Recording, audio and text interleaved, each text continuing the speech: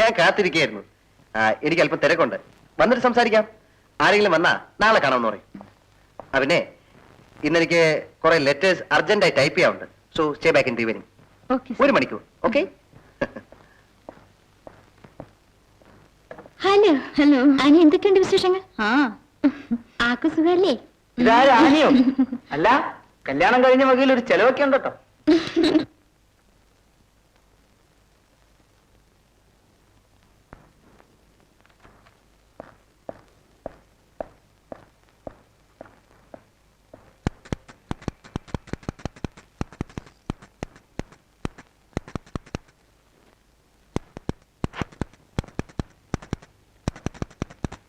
വിവാഹത്തിന് ശേഷവും ജോലി ചെയ്യാം എന്നുള്ള തീരുമാനം നന്നായി. ഈ ഭർത്താക്കന്മാരെ സഹായിക്കുന്ന ഭാര്യമാരെ ആണല്ലോ നമുക്ക് ആവശ്യം. പക്ഷേ ഈ ആണുങ്ങളെ വിശ്വസിക്കാനേ കൊള്ളത്തില്ല. 500 ആയിരിക്കും വരുമാനം, പക്ഷെ പറയുന്നതോ 5000. ഒടുവിൽ കുടുങ്ങുന്നതോ പെണ്ണുങ്ങൾ. അല്ല, ഞാനും ഇങ്ങനെയൊക്കെ തന്നെയാണ് പെണ്ണ് കെട്ടിയത്. പക്ഷെ ഞാൻ രക്ഷപ്പെട്ടു. അവളുടെ സാമർഥ്യം, എന്റെ ഭാര്യയുടെ ഉന്നത തലങ്ങളിലുള്ള അവളുടെ പിടിപാട്, നമുക്കൊക്കെ ചിന്തിക്കാൻ പറ്റുമോ? മാനേജിംഗ് ഡയറക്ടർ മുതൽ ചെയർമാൻ വരെ. ദേ എന്റെ ബോളി പറഞ്ഞാലേ റെഡി മണി. ഇന്ന് ഞാൻ എവിടം വരെ ആയി? അല്ല, ഞാൻ എവിടം വരെ ആയി? റീജിയണൽ മാനേജർ വരെയായി. അതാണ് പെണ്ണുങ്ങളുടെ സാമർഥ്യം. You are educated, sincere, smart. പടിയായിട്ടുള്ള ഉയർച്ചയ്ക്ക് ഇതൊക്കെ ധാരാളം മതി. പിന്നെന്താ, ഉയർച്ച ഒന്ന് വേഗത്തിലാവണം. അത് ഞാൻ ഏറ്റു. 800 to 1500 നല്ല ശമ്പളം. ഞാൻ പറഞ്ഞു വരുന്നത്, ഭാര്യയായിരിക്കെ ഇനി മറ്റൊരുത്തന്റെ ഭാര്യയാവുന്നത് ഒരിക്കലും ശരിയല്ല എന്ന് ഞാൻ പറയില്ല. തക്കതായ പ്രയോജനം ഉണ്ടെങ്കിൽ ആവാമായിരുന്നു. പക്ഷെ ഒരു കാര്യം ആരും അറിയരുത്.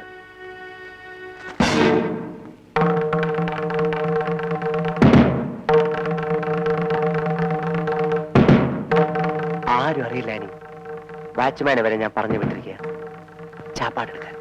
രാത്രി ഒരുമിച്ചാ ഭക്ഷണം. എനിക്കിതാ ഇഷ്ടപ്പെടാത്തത്. ഈ തട്ട് എന്നെ നശിപ്പിക്കരുത്.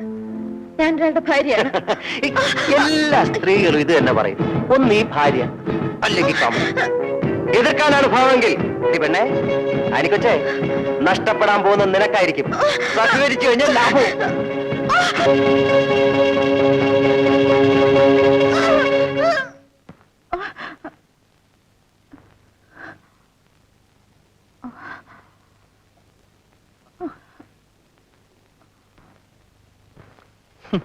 ജോലിക്ക് പോയിരിക്കണം.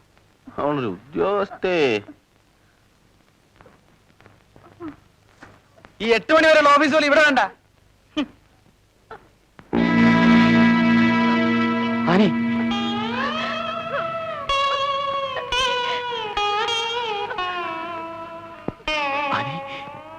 എന്തു പറ്റി?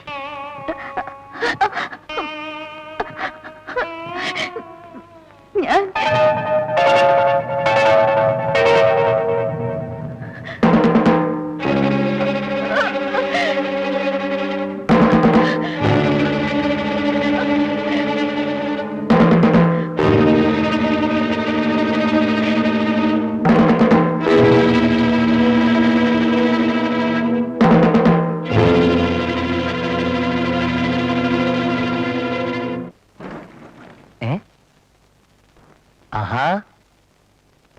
നല്ല വാർത്തയാ. വാ. തന്റെ കല്യാണത്തിന് ഒരു വാക്ക്. താനൊക്കെ എന്തോ ഓലത്തെ സ്നേഹിതനാണോ? അല്ല, താൻ ക്ഷണിച്ചില്ലേലും എനിക്ക് വേറെ വഴിക്ക് ക്ഷണം കിട്ടിയേ. അന്ന് എന്തോ പറ്റി? ഓ, എന്റെ മോളിക്കുട്ടിയുടെ ബർത്ത്ഡേ ആയിരുന്നു. അവൾ ഒരേ പിടിവാശി, പുറത്തേക്കെങ്ങും പോയിരുന്നു. അവള് പറഞ്ഞ കേൾക്കാതിരിക്കാക്കൂ. ഒന്നില്ലേലും ഈ സ്ഥാനത്തേക്ക് എത്തിച്ച അവളല്ലേ. അവനെ നമ്മുടെ ആനിക്കുട്ടിയുടെ കാര്യം ഞാൻ ചെയർമാനോട്ട് സംസാരിച്ചു. പ്രൊമോഷന്റെ കൂടെ 400 ഇൻക്രിമെന്റ് കൂടി. എന്താ മോശ? അപ്പോ പ്രമോഷനായി. എടോ, ട്യൂബർ ആൻഡ് ട്യൂബറിന്റെ ബെസ്റ്റ് സെല്ലിംഗ് സ്റ്റേറ്റിന്റെ റീജിയണൽ മാനേജർ ST ഡാനിയൽ പറഞ്ഞാൽ ഹെഡ് ഓഫീസ് കേൾക്കായിരിക്കൂ. കേട്ടു, പ്രൊമോഷനായി, സാലറിയും കൂട്ടി. പിന്നെ എന്തൊക്കെയുണ്ട് വിശേഷങ്ങൾ? എന്താ ജോണി കാണിക്കുന്നത്? കണ്ണാടി പോയാൽ ഞാൻ ആകെ അപ്സെറ്റ് ആയിട്ടോ. മോളിക്കുട്ടി എനിക്ക് ബർത്ത്ഡേക്ക് വെച്ചത് സൂട്ടാണ്, ചീത്തയാക്കരുത്.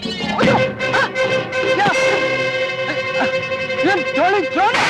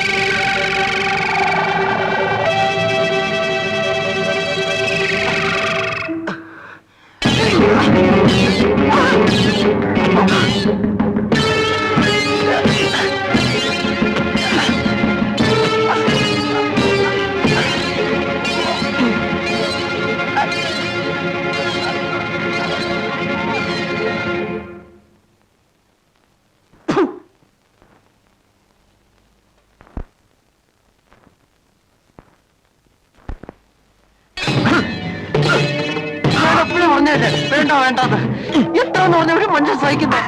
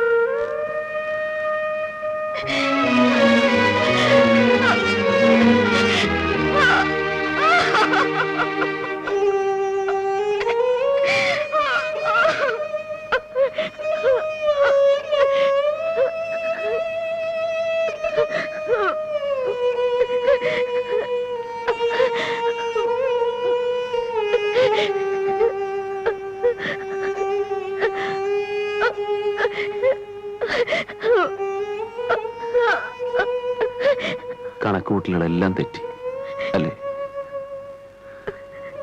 കൊല്ലണമെന്ന് കരുതിയതല്ല, ചെയ്യേണ്ടി വന്നു.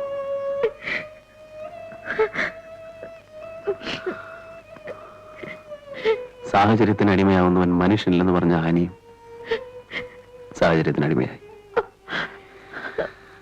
സാരമില്ല, ശരീരവും മനസ്സും അറിയാതെ നടന്നല്ലേ, മറന്നേ പറ്റൂ.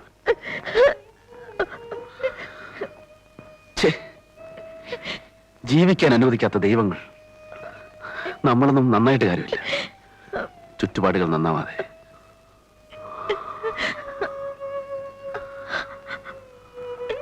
ആനി നിർത്തിവെച്ച എന്റെ ജീവിത രീതികൾ വീണ്ടും തുടങ്ങിയേ പറ്റൂ. ആ വഴികളിൽ ഇനി ആനയും കൂട്ടായിരിക്കണം.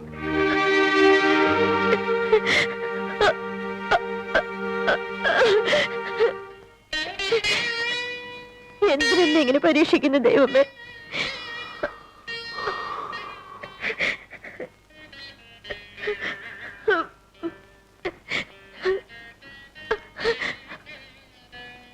സമാധാനമായിട്ട് വല്ലതും കഴിച്ചു കിടന്ന് ഉറങ്ങാൻ നോക്ക്. നാളെ ഓഫീസിൽ പോകണ്ടേ? ആർക്കും സംശയത്തിന് ഇട കൊടുക്കരുത്.